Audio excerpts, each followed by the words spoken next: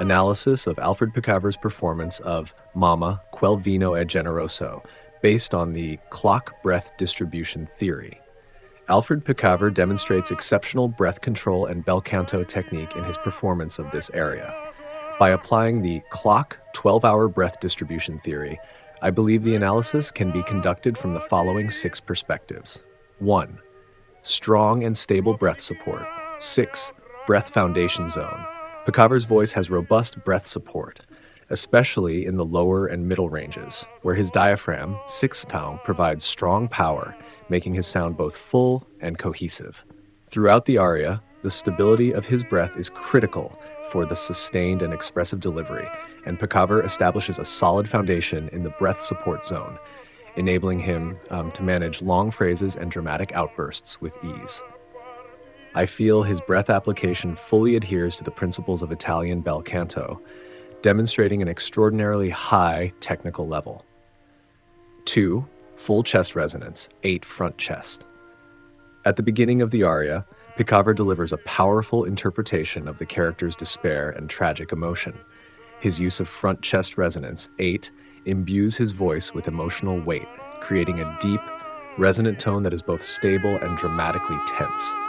I believe it is this solid chest resonance that infuses his voice with emotional impact, allowing the audience to deeply feel the character's emotional transitions. 3. Clear diction and smooth oral resonance, oral cavity. In the aria's phrase, quel vino generoso, Piccaver exhibits extremely clear diction and smooth oral resonance. His Italian pronunciation is precise, with each vowel fully resonating, and the handling of consonants does not disrupt the fluidity of the sound. The use of oral resonance ensures that his voice remains fluid in the lyrical sections of the aria, avoiding stiffness or overdramatization. I believe this effective use of oral resonance is one of the key reasons for his successful interpretation of Italian opera. 4. Head resonance enhances high notes. Penetration, 1. Head. During the climax of the aria, Piccaver's high notes demonstrate impressive penetration thanks to his effective use of head resonance, 1. His voice, while reaching higher notes, maintains an open throat and directs the breath upwards, keeping the high notes free from tension and preserving their metallic quality. This technique allows his high notes to remain full and rich rather than becoming thin or piercing. I feel his high notes not only have significant volume, but also retain an elegant timbre, which is the essence of Italian bel canto. 5. Coordination of the neck and throat. 3. Neck, 9. Throat. Piccaver's breathing and throat relaxation in this aria are noteworthy. He avoids excessive tension in the throat, instead allowing the breath to flow naturally through the throat. 9. And neck, ensuring the sound flows freely. This approach keeps his voice open without distortion or harsh breaks. I feel this rational control of the throat creates a perfect balance between tension and fluidity in his performance. 6. Emotional and dramatic expression. 11. Nasal cavity, and 12. Soft palate. Piccaver's emotional expression is remarkably nuanced. During dramatic outbursts, he uses the nasal cavity, 11, and soft palate, 12, to adjust resonance, giving his voice a sorrowful yet airy texture. This resonance technique not only enhances the emotional penetration of the sound, but also makes the climax of the aria more powerful. His voice maintains fluidity during dramatic peaks without becoming harsh or breaking. I believe this delicate control of resonance allows him to express both the character's sorrow and the musical beauty. Summary. Through the clock 12-hour breath distribution theory, I believe Piccaver's vocal technique displays a high level of systematic control. He relies not only on strong breath support and chest resonance, 8, for a stable sound foundation, but also enhances high note penetration through head resonance, 1 known, while keeping the throat, 9, and neck, 3, relaxed to ensure fluidity. Ultimately, by using the soft palate, 12, and nasal cavity, 11, to enrich emotional expression, he achieves a perfect balance between drama and musicality in the entire aria.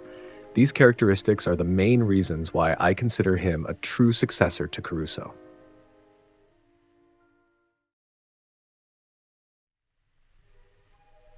Alfred Piccaver, the true successor of Caruso.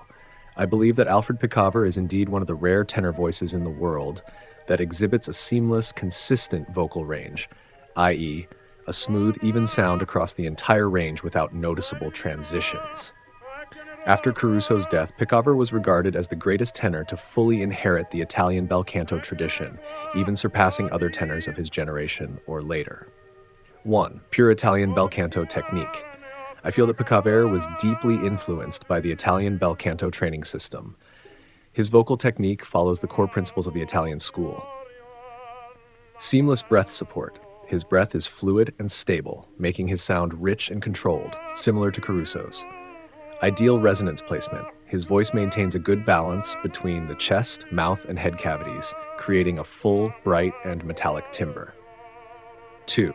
Rich and metallic timbre. I believe that Piccaver's voice is not as light as some lyrical tenors. Rather, it has considerable strength and penetration, resembling Caruso's radiant tenor style, tenore da forza.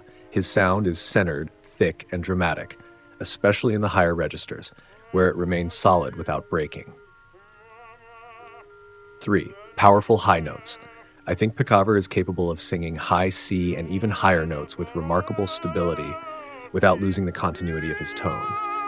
His high notes are not reliant on throat force like some dramatic tenors. Instead, they are based on solid breath support, rising naturally from the middle to low range, demonstrating a seamless transition, much like Caruso's high note technique. Number 4. Excellent articulation and phrase shaping. I believe that the Italian bel canto tradition emphasizes clear articulation and fluid melodic lines, and Piccaver also inherited this tradition from Caruso. His diction is clear but not harsh, with each vowel maintaining excellent resonance, and his consonants never disrupt the smoothness of his sound. Moreover, when shaping his phrases, he ensures the melody is highly cohesive, making his arias melodic and avoiding any breaks or rigid performances. 5. Profound emotional expression and musicality. I believe Caruso was not only famous for his brilliant voice, but also for his deeply emotional performances. Piccaver, too, inherited this quality, with his singing full of passion and a keen sensitivity to dramatic expression. His voice conveys a rich range of emotions, whether in lyrical passages or dramatic climaxes, making the audience resonate deeply with his performances. 6. Use of recording technology. I feel that Piccaver was active in the early 20th century, during a time when recording technology was advancing.